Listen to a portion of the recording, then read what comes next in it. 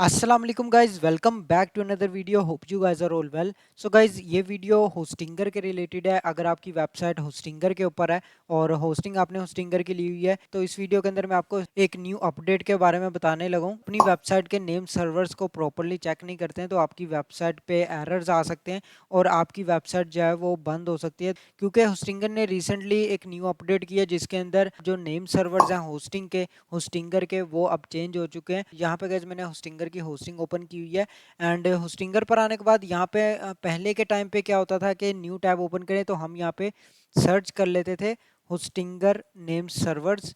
तो आपको यहाँ पे नेम सर्वर्स मिल जाते थे। फर्स्ट वन यहाँ पे आप देख सकते हैं ns1.dnsparking.com। तो इसी तरीके से ये सेकंड नेम सर्वर होता था। तो ये नेम सर्वर्स होते थे बट अब ये चेंज हो चुके हैं और स्टिंगर ने अब इसके अंदर काफ़ी चेंजेस कर दिए हैं। अगर आपकी वेबसाइट के ऊपर भी ऐसा कोई एरर आ रहा है और वेबसाइट आपकी ओपन नहीं हो रही है तो ये इशू आपने फिक्स कैसे करना है। सो गाइस, सबसे पहले तो आपने जाना अपनी होस्टिंग पर आने के बाद आपने आ जाना साइड बार के अंदर वेबसाइट्स लिस्ट मिल जाएगा। इसके अंदर आपने अपनी डोमेन सेलेक्ट कर लेनी है। डोमेन सेलेक्ट करने के बाद डैशबोर्ड पर आएंगे। डैशबोर्ड पर आने के बाद आपको साइड बार के अंदर ऑप्शन मिल जाएगा होस्टिंग प्लान। इस पर आपने क्लिक करना है एंड आपने यहाँ पे आ जाना प्लान डिटेल्स। इस पर आप जैसे ही क्लिक करेंगे तो यहाँ पे आपको नेम सर्वर्स मिल जाएंगे। मैंने पहले के टाइम पे होस्टिंगर के ये दोनों नेम सर्वर्स लगाए हुए थे अपनी डोमेन के अंदर, जो कि अभी भी करंटली यही लगे हैं। लेकिन इससे क्या होता है कि अब आपकी वेबसाइट जो है वो दिखना बंद हो जाती है, लाइव नहीं होती है, तो एरर्स आ जाते हैं।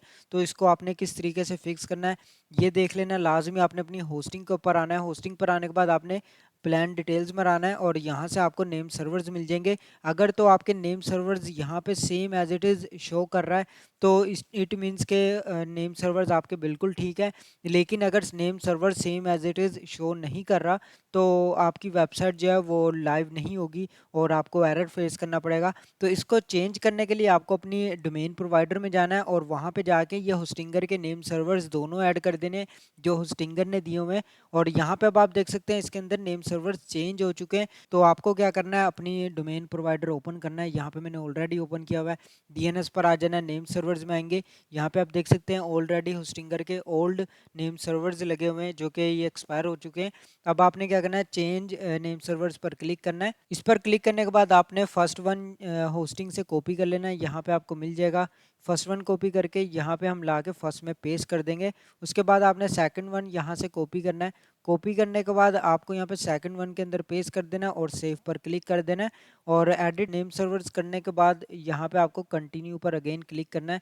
तो आपके जो नेम सर्वर्स हैं सक्सेसफुली ऐड हो जाएंगे। अब हम इसको रिफ्रेश करके चेक कर लेते हैं। रिफ्रेश होने के बाद यहाँ पे आपने अगेन जाना है डीएनएस पे और डीएनएस पर नेम सर्वर्स पे आएंगे तो यहाँ पे आप देख सकते हैं नेम सर्वर्स हमारे चेंज हो चुके हैं।